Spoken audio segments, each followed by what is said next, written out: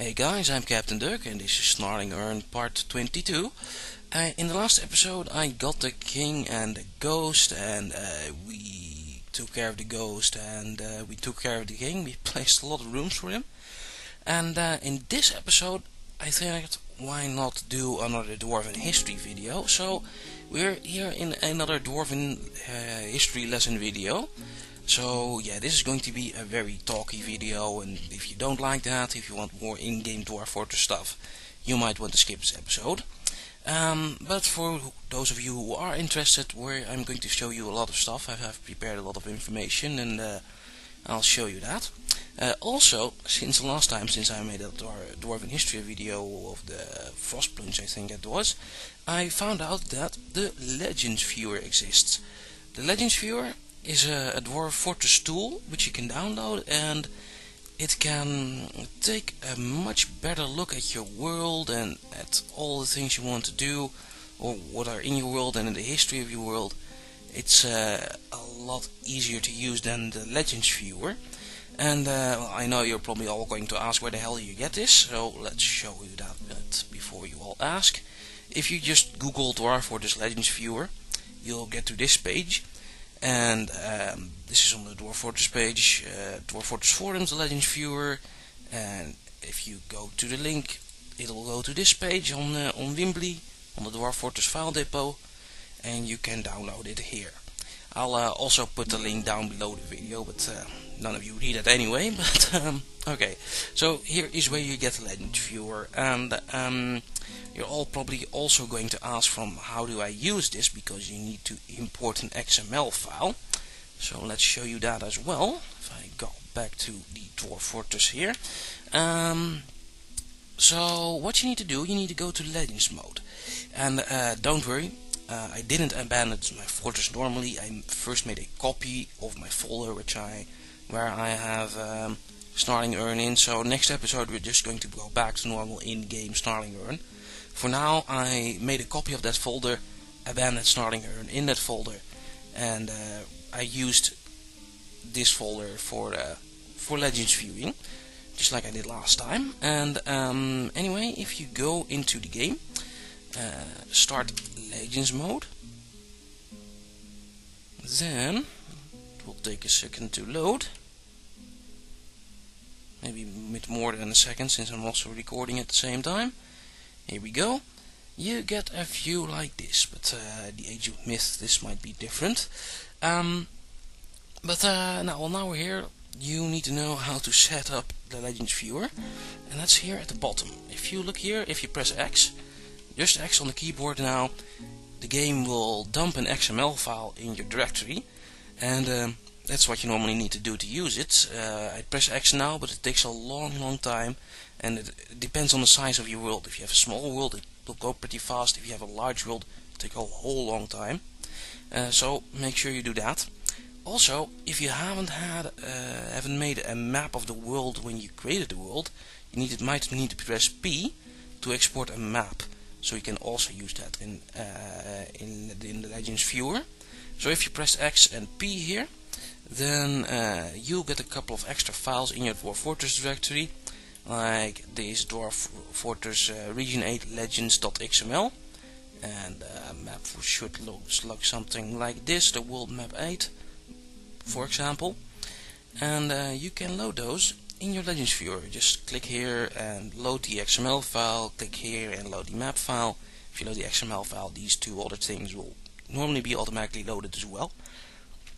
And then you can start using it, and when you use it, you start off with this screen. If you click World Stats, you get back to this screen, and here you can check all the civilizations in your world, or you can explore your map, look at it, toggle where the civilizations are, and sites, and wars, and battles, and all types of things.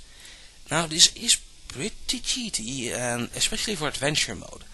If you want to find a specific monster in adventure mode, you can do that with toggle sites. Then you can see where all the monsters live. Like here, there's a lion, a lair with a lion with the dwarf outcast, and here there's a lair with 230 kobolds, and here's the one with elves, and here's one with elves, and kobolds, and all monsters have a lair usually. And so even those mega beasts, if you're hunting those in adventure mode, this can be very, very cheaty to use. You can find it with this. Well, that's fun. But we can also use this to give you a look at the Dwarven history, and let's do that.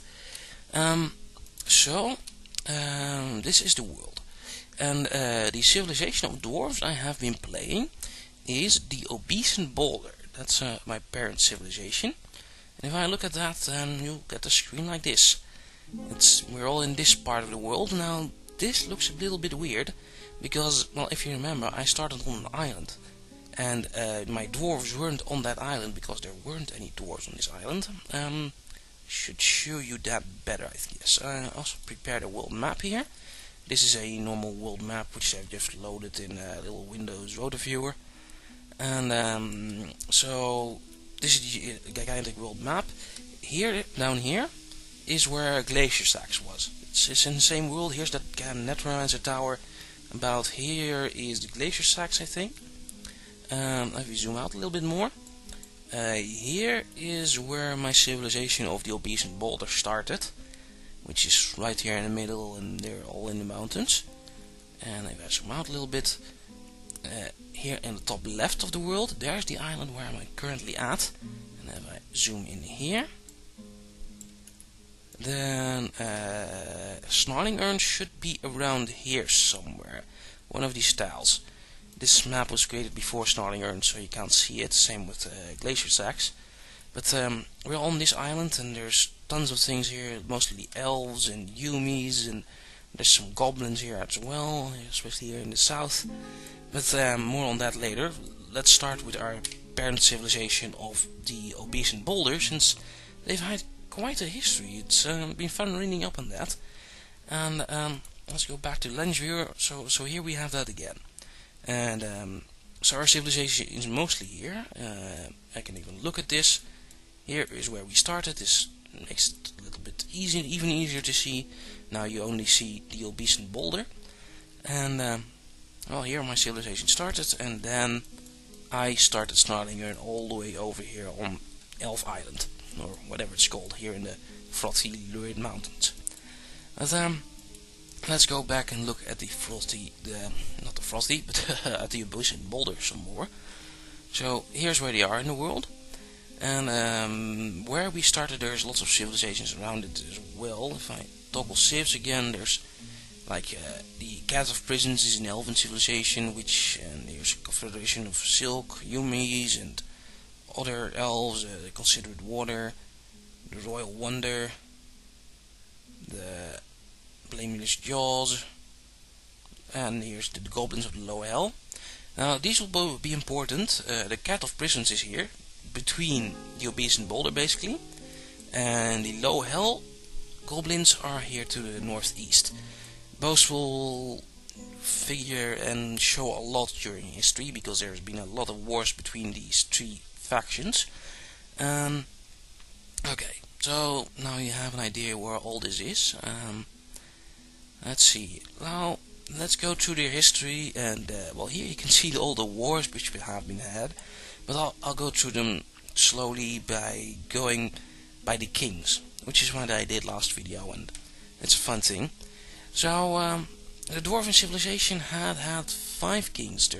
Here you only see 4, but it's a problem, I think, because the king was in my fortress, so the 5th king doesn't show, but I know where to find him. But let's start with the first Dwarven king. He was born in the year 1. He has been actually born in -67, which is a bit weird. The world started in 1. Forget that. So he was born in 1, and he died in 5. But well, during his life, or during her life, this is actually a female. This is the queen. So this is the first Dwarven queen, which started at the start of civilization. And well, she lived for 5 years, and things happened. If you go look at here, she had some skills, she had some things, and she married Gustav Pageweb, and she did that in 5. She married Kosoth Pagewebbed, and I'll talk more about him later. He's a very interesting character.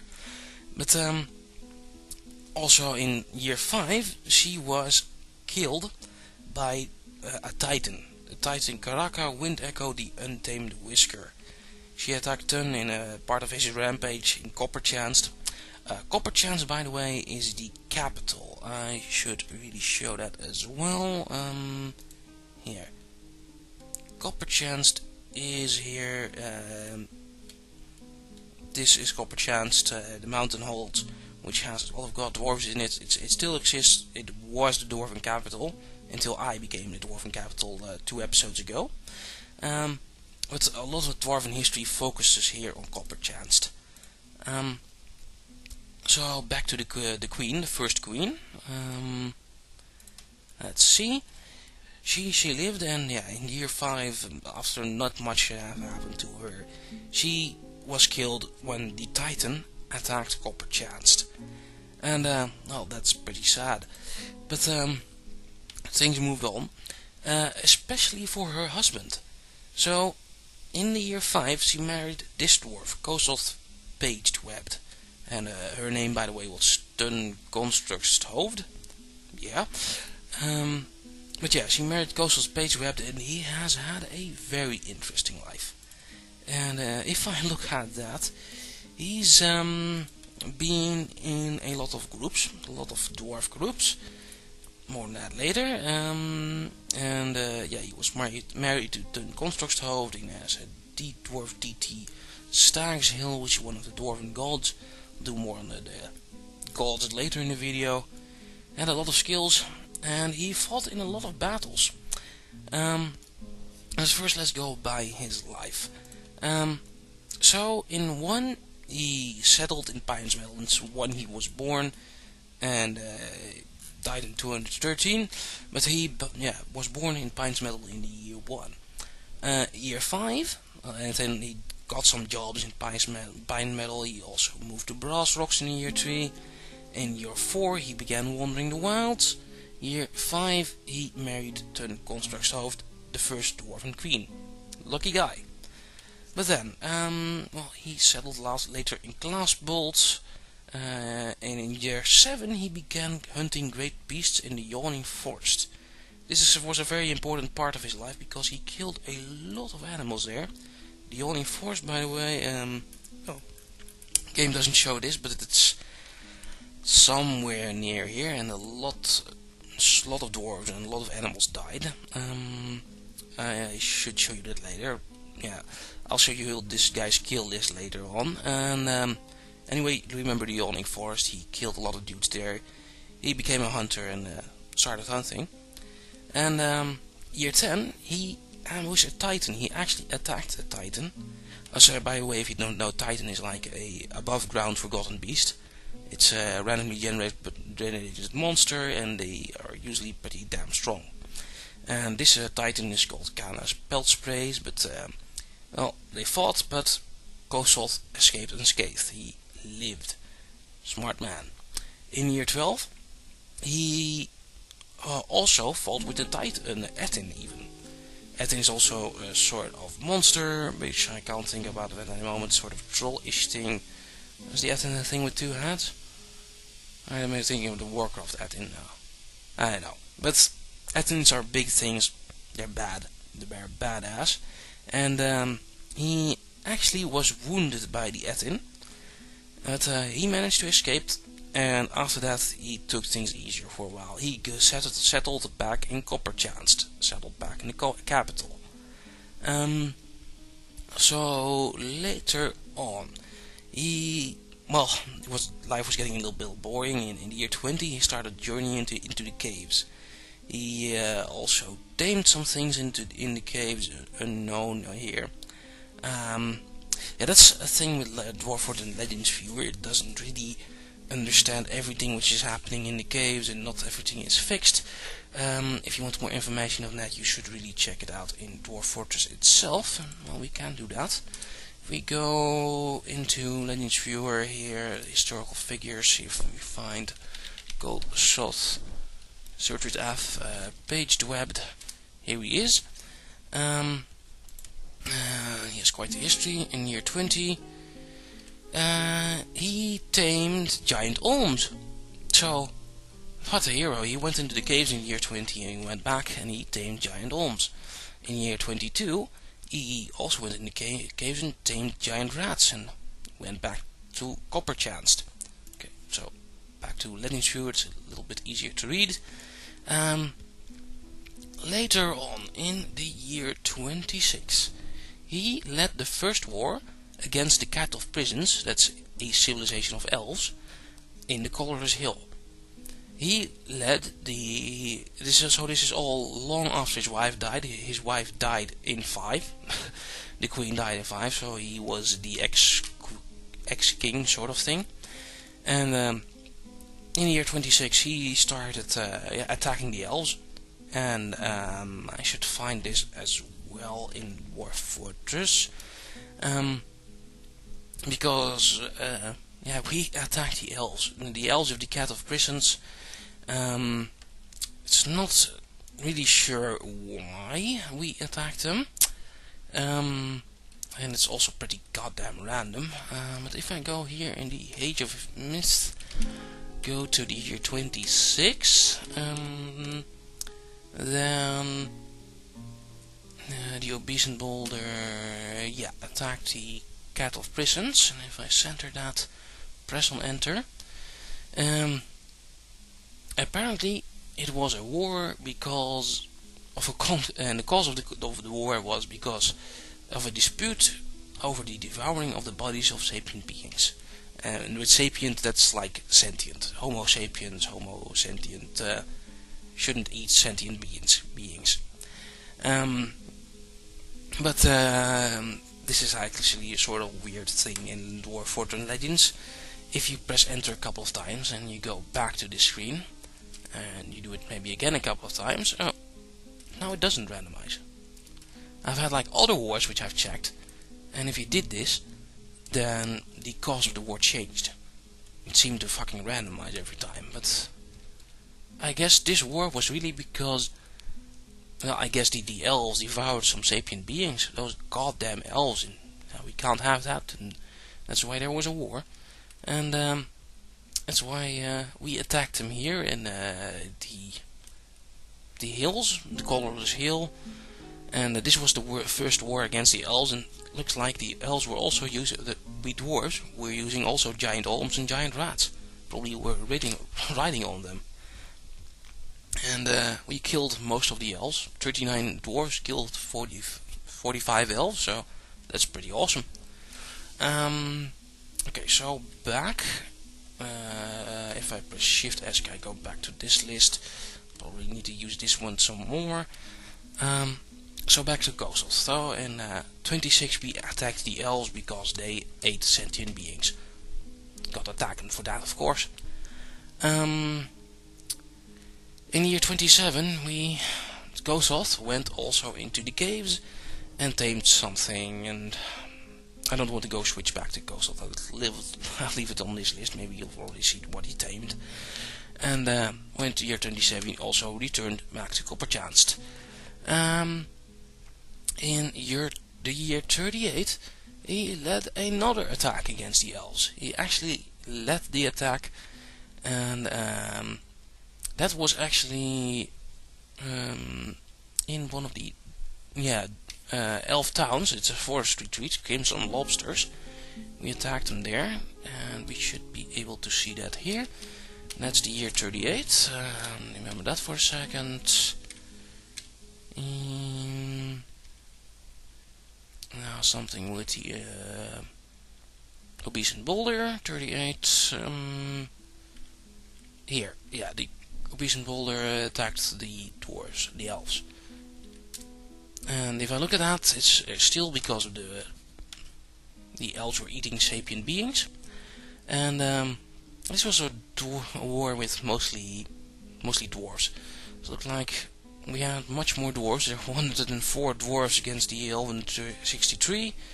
Was here near this place. Copper Lobster something. So many names. Crimson Lobsters. Crimson Lobsters was the name.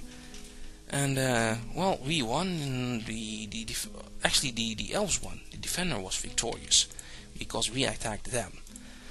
But oh well. Later on in his life, year 49, he fought some more. He fought some other elves, the elves of the Considerate Water, which let's take a look at them.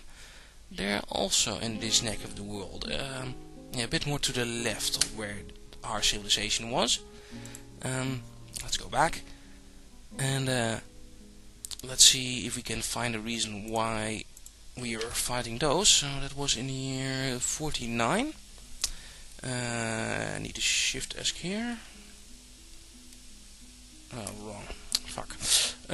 Well, year 49. Let's page down to that, and we'll find it somewhere. 47, 48, 49.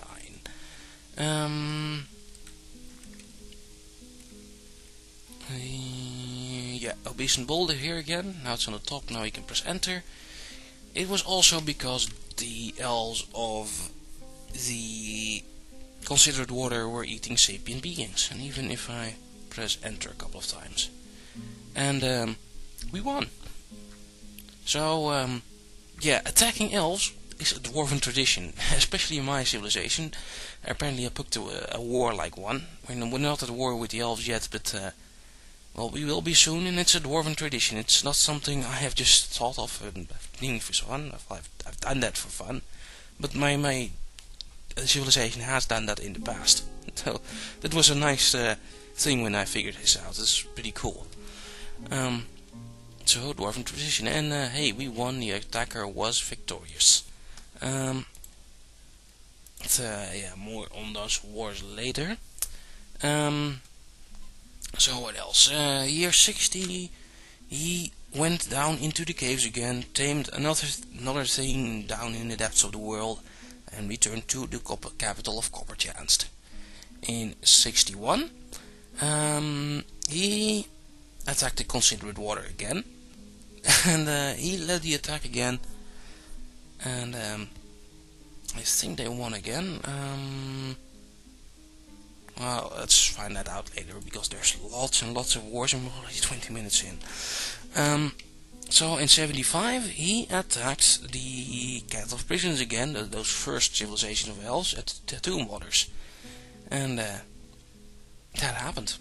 So in the first 80 years of his life he fought in a lot of wars, like 4 or 5 wars against the elves. But then things happened. And think about this, this is still the first husband of the first queen, still alive in the year 81. Then he was pissed and he profaned something in Copperchance, and well, now we should really go back to his view. Let's ESC here, let's shift ESC here, let's go back to historical figures. And let's find Ghost of Page Webbed again.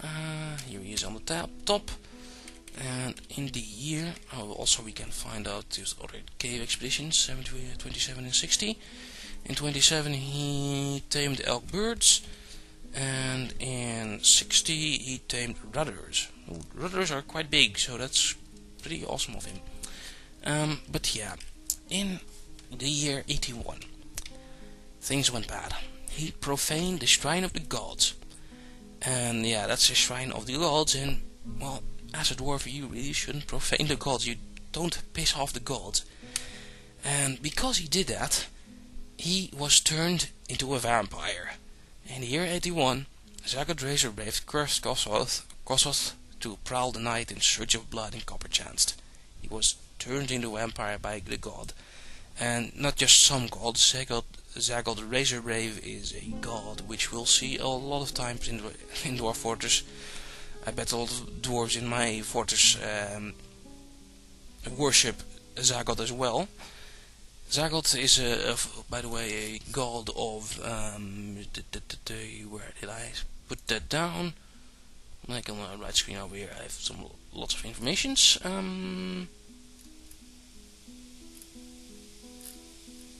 Not here at the moment. Where is it? Zagoth Razorblade. Dwarven goddess of the Zagoth is the god of fortresses and war. So yeah, that's quite a fitting god, and especially for Kosoth. But yeah, he profaned her shrine, and bad idea. So after that, a whole lot of things happened. A whole lot of things. He became a vampire, and he sort of started moving from town to town. He moved to a town, killed some dudes, moved to another town. This went on for a whole long time, basically from 81 till all the way to 142, where he settled in Plain Skies. And in Plain Skies he stayed for a while. During this time, so from the year 81 till 142, that's another 60 years, he killed a lot of dwarves, but also he fought in some wars. That's even more amazing. In the year 96, 109 and 29, he fought against the goblins and against those elves of the Cat of Prisons again, and the goblins of the Low Hell. And I showed you those earlier on the map as well. So yeah, even after he became a vampire, he was still fighting in those wars. And these wars, he must have met some other dwarven nobility as well, because well, you'll see later. That moved on, and in the year 142 he settled in Plain Skies, and quite a while later, in 213, that's 70 years later, a human confronted him and killed him. It's a shame he's dead, otherwise if he was in my fortress, I'd build him a statue in another King's Doom or something. This dude, he maybe was a vampire, but he was quite a dwarf, because if I look at his skill list, and unfortunately you can't see that as well in this version of the Legends viewer, but here in Dwarf Fortress, if I scroll down all the way to the bottom, he has had 3,475 other kills. Yeah, that's a lot. 3,400 kills. And one notable kill, Maim Stylefist the Elves. He killed this is one of the elf leaders of the Cat of Prisons, and he killed him or her in 26. And yeah, that was amazing. And here you can see what he killed. This is from his time in the Yawning Forest, where he hunted great beasts, and well, he killed a lot of great beasts: giant badgers, giant hamsters, giant wrens, red panda, giant koalas, all these things. That's not all. I'll read them. You can read them here, and pause the video if you want. After that, I think at about here he probably became that vampire. And in this here, first he killed some elves in the wars. He killed 4 elves in Crimson Lobsters, 6 elves in Brighthoofed. We saw Crimson Lobsters earlier. And after that, he became a vampire, and he killed lots of dwarves in Copperchanced. But if we look down some more, so yeah, this is the period where he was went from town to town. Killed some dudes in the town, move on. Killed some dudes in the town, move on. Until he settled in Plain Skies. And in Plain Skies, he killed quite a lot of humans and elves. He killed, if you add these two up, I calculated this here somewhere. He killed 719 humans, and he killed 2,331 elves in Plain Skies, in one town. So yeah, he's been quite a murderer, and he killed over 2,000 elves. That makes him a dwarven hero, if you ask me. And well, that was his life basically. So that was the husband of the first queen of my civilization. And he became the king. He fought in a whole lot of wars. He got turned into a vampire and killed a whole lot of elves. Okay, so let's move on. We're 30 minutes in, and I've only finished like the first queen and her husband. Things should go a little bit faster from here on out, but let's move on. So that was Kosoth, and So remember, he lived from 1 till 213. He must have met quite a lot of Dwarven nobility. So let's go back to the Obesian Boulder. Here we are back at the parent civilization. That was all related to the first queen. And let's move on to the second king, Etur Bookwoman. He was a man, he was a male, he died, was born in 1, died in 99. And in his life, let's see, Etur Bookwoman. He was born in, placed in Pines Meadow, which is like the other town in Dwarf Fortress. I can't see it here, but I found it there somewhere in Dwarf Fortress where he was placed. So he was like born in Pines Meadow, and in year 3 he began wandering the wilds. Not that important, but in year 6 he became the king and settled in Copperchance, settled in the capital. And lots of things happened. In year 20, he started worshipping the god Zagod Razorbrave. That's the same god which cursed Kosoth, where we were talking about earlier. And he already started worshipping him in the year 20. So if only Kosoth had started worshipping Zagod, then he might not have been turned into a vampire. But he might have also not killed 2,000 elves. But also he fought in the wars against the elves of the Cat of Prisons, and here in the war against the Considerate Water, and here later in the year 96 against the Low Hell. Now the Outrageous Siege, this is also a war where Kosoth should have fought him, not as a leader anymore, because he was a vampire. And I think, well, here's the leader is Meng Wheelstack, but Kosoth should be in here. Yeah, Kosoth was in this war, and Etur Bookwoman was in this war. So he was turned into a vampire, but he was still fighting against the goblins. Makes him very awesome. Kosoth was really, really quite a man. But yeah, in year 96, he fought side by side with the second king of the dwarves, the King Etur. And otherwise in Etur's life not that much happened. He fought in 96, and in 99 he died of old age.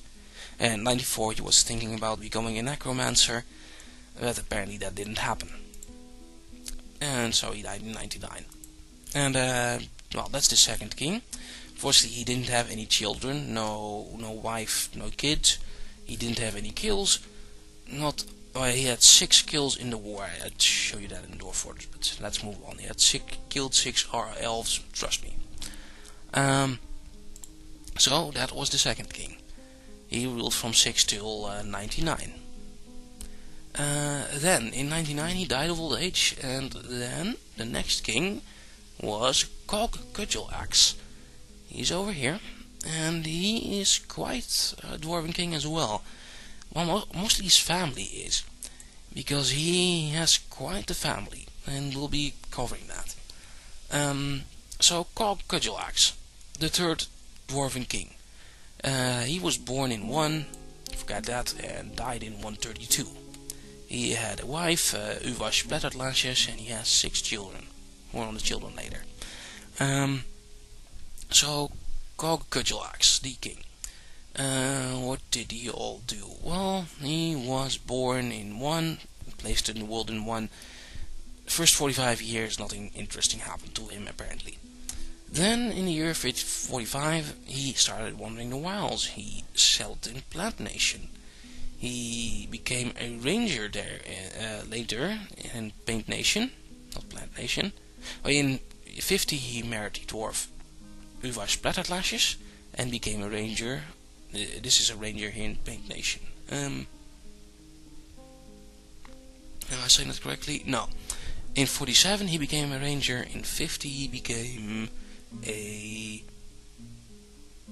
great ranger. He stopped being a ranger and he started hunting great beasts instead. And that's what he did here in the Merc of Color. He started hunting great beasts, and he had some history with great beasts as well.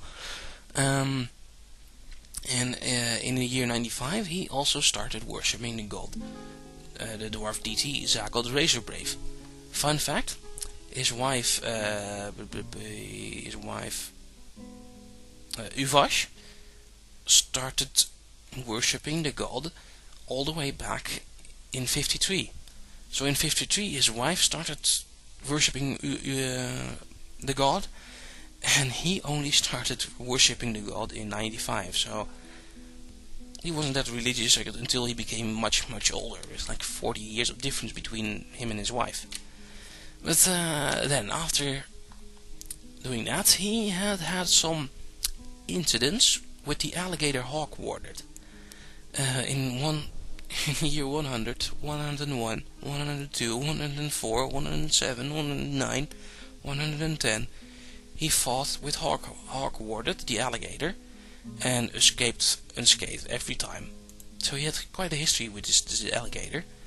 This alligator, by the way, born in 67, died in 112, wasn't killed by the king, he was killed by some other dwarf and dock glove opens.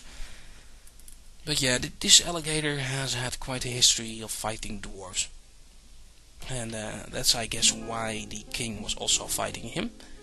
But as king, so by this time he already was king. He was made king in 99. I don't see that here, unfortunately, but in 99 he became the king. And after that, after he became king, he started fighting with the alligator. Weird, but okay. That's what a king does, I guess, as well. So yeah, also in 126 he became obsessed with death. Unfortunately, he didn't become a necromancer. He died of old age. Yeah, he was entombed at Copperchance. He was entombed in the capital. So Kog also had quite a life. For the first 45 years he did nothing. He moved around a little bit, married his wife Uvash in 50, became the king in 99, fought with the alligator loads of times after that. And what's more interesting is his family. So he has had quite the family. He has had 6 children. He has had 6 daughters, and they've had quite a history as well. So his eldest daughter, Lord Chamberdwellers, you might have seen her already. Lord Chamberdwellers is the 4th queen, the 4th king, the 4th ruler of the Obbies and Boulder. So his daughter became the queen after him.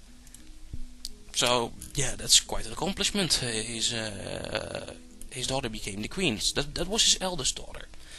His second eldest daughter, you see it over here, turned night creature, Tobel Orblocked, was his second eldest daughter, and let's take a look at her. She was born in 52, died in 82. She was kidnapped by a monster in the year 78. She was kidnapped. Also, by the way, her daughter married this other dwarf, Zuglar Flashtin, who we'll see later in the future as well. Remember that name, Zuglar Flashtin. But in the year 78, a monster attacked. Kulur Murky Caverns, the sable shade of tombs.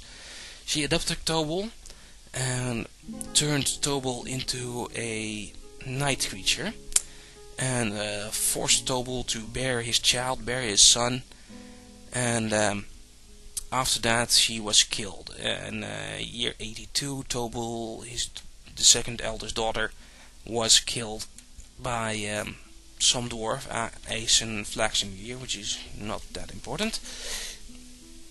But yeah, so his eldest daughter became the queen. His second eldest daughter was kidnapped and turned into a night creature. And let's check that night creature, by the way, because it's someone you might see in the future, and it's been quite an interesting one. Night creature is Cooler America. Okay, and we need to check that in Dwarf Fortress for good things. Let's go back here and filter. We go look at Kleur Murky Caverns. Yeah, that's this one. Kleur Murky Cavern, the Sable Shade of Tombs. This Kleur Murky Cavern is one of those, yeah, night crone things. Male one.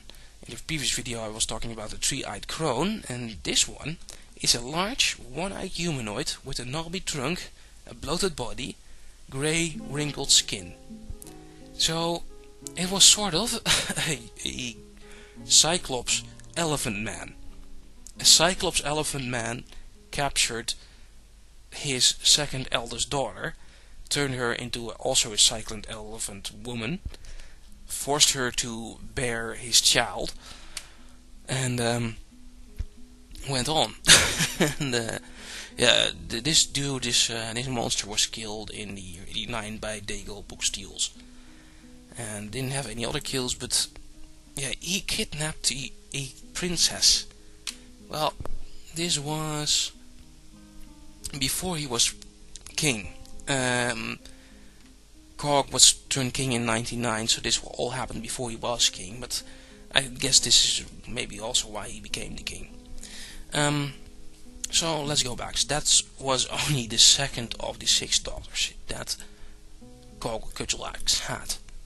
The third and fourth, Kadol Kisrags and Urist Halburst, and yeah, Urist is also a girl's name apparently in Dwarf Fortress.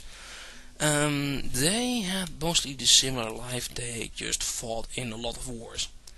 They also fought in the wars against the goblins, the same wars where the vampire dude was in, where Kostoth was in. So they also must have met Kostoth, the first husband of the first queen. It's so funny how that all comes together in the siege. The same names. First you have no idea who all these names are, but as you keep reading and reading, you can keep seeing the same ones over and over again, especially Kostoth Pace Dwept. Here's why he's so awesome. So yeah, the daughters, the third and fourth daughter of the king, they both had basically the same lists. You can see here, this is Kadol, and Urist also fought in the same wars. Well, maybe a war less against the elves, but sort of similar-ish life.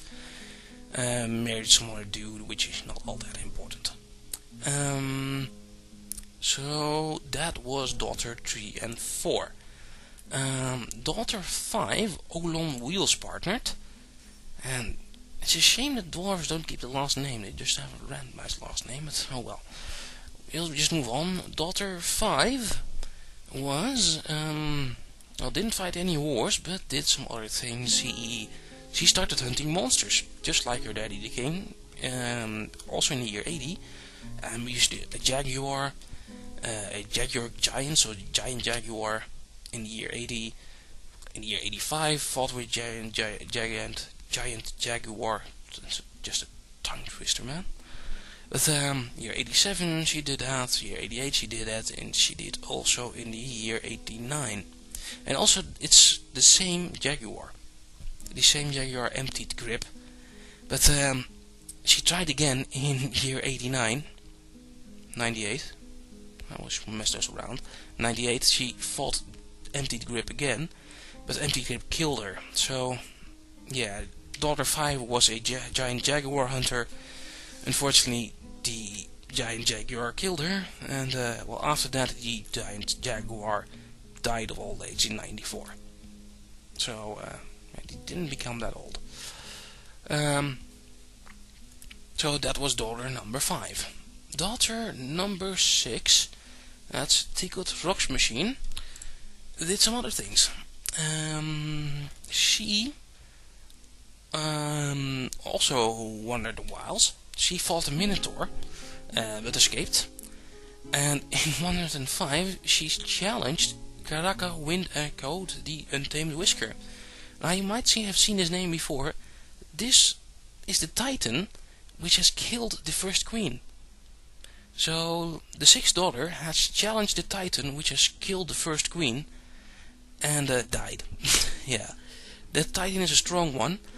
And I'm not clicking on it yet because we'll see more in the future that this is a very important titan in the history of Dwarf Fortress.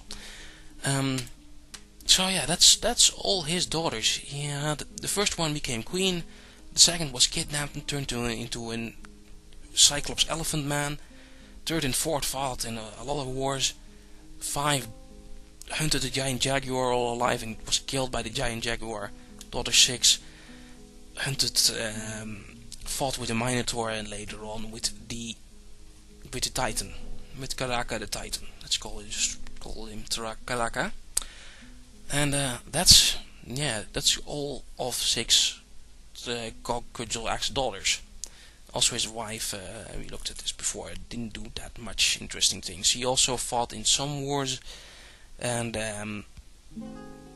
she married him and became queen later, and gave all birth to all those daughters, of course. So that's the life of the 3rd Dwarven King, Gog Cudgel Axe, and his extended family. Yeah. Okay, 46 minutes in. God damn. One little break.